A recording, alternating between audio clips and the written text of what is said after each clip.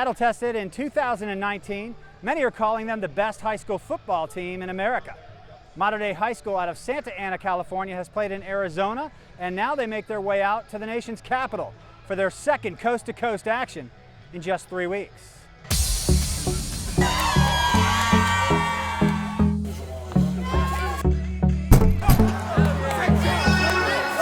Our team has all the hometown advantage. The noise, the fans, but it's more than that. We're lagged 3 hours out there coming up. 2 weeks ago, that home field advantage was kind to them.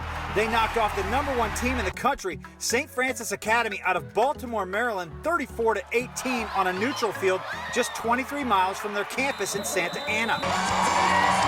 How would that lag time impact Modern Day on the East Coast?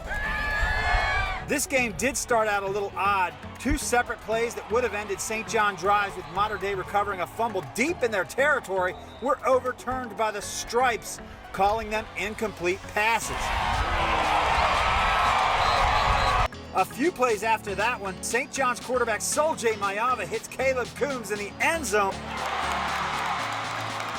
and St. John strikes first. They're up 7-0. The next drive, this clearly is a pitch and a fumble.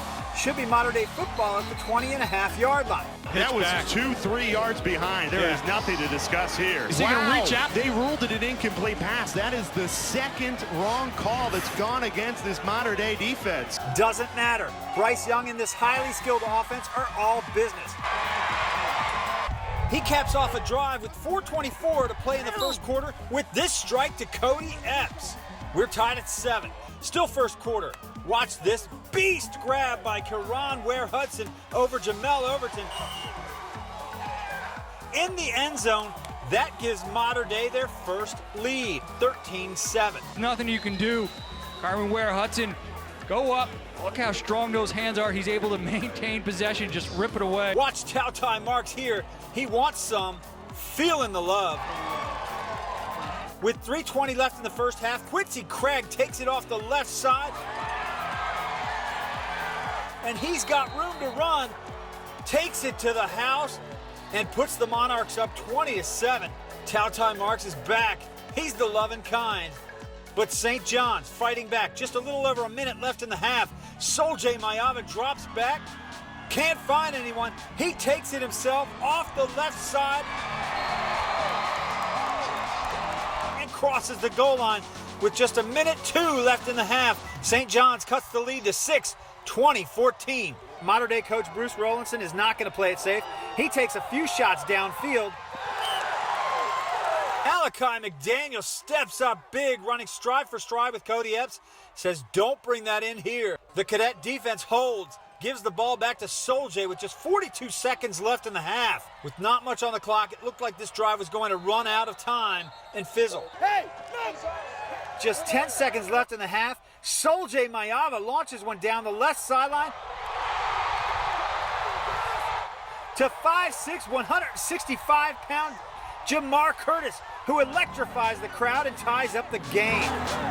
I'm not sure anyone was expecting this. The point after gives St. John's the lead over the #1 team in the country at the half, 21-20. The fans love it. The priests love it. Let's go.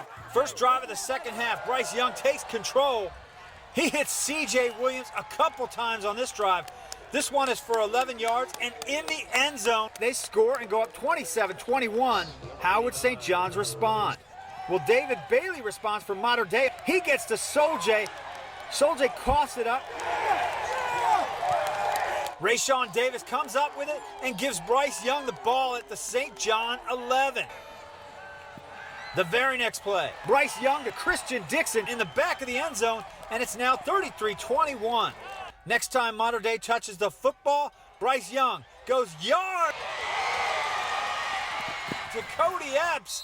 He makes a spectacular grab on stride and sets the Monarchs up at the St. John 20 a play later. Bryce doubles him up, and he's cruising to the back of the end zone. It's 39-21. The Monarchs would score twice more and the Cadets would get a field goal. Mater Dei shuts down St. John's in the second half of this game, 53-24. I mentioned the word shocked was used by faculty and reporters at halftime. Bryce Young was not that surprised. When we went into the win the half, down one, we didn't flinch at all. Bryce spread the ball around. 6 players scored for Mater Dei tonight. These guys are people who elevate in big games. It was tight coverage, athletic guys. They were taking hits, and at no point did they flinch. Wasn't sure at halftime if the travel time lag had made some impact on the Monarchs. What separates us is there was no one was down in the locker room. No one doubted each other. No one turned on each other. We overcame adversity, traveling all the way out here, trying to get adjusted to the schedule of timing. They made adjustments and came out in the second half and put it behind them. The adversity that we come over, my brothers, I'm with them every day, so being able to get the finishing product out here on the field when it matters most is what matters to me. Cody Epps had an ice pack on his ankle just after the game and seemed to be walking around tenderly. I'm good. I'm always good. I'm just a little winded right now, but I'll be right back with my brothers. The win tonight moves Mater Dei to 5-0, and St. John Bosco, also ranked in the top 5 nationally, is 5-0. And October 25th, everyone has circled. That sets up a huge matchup down the road with St. John Bosco in the Trinity League in Northeast Washington. For High Def High School, I'm Joe Ball.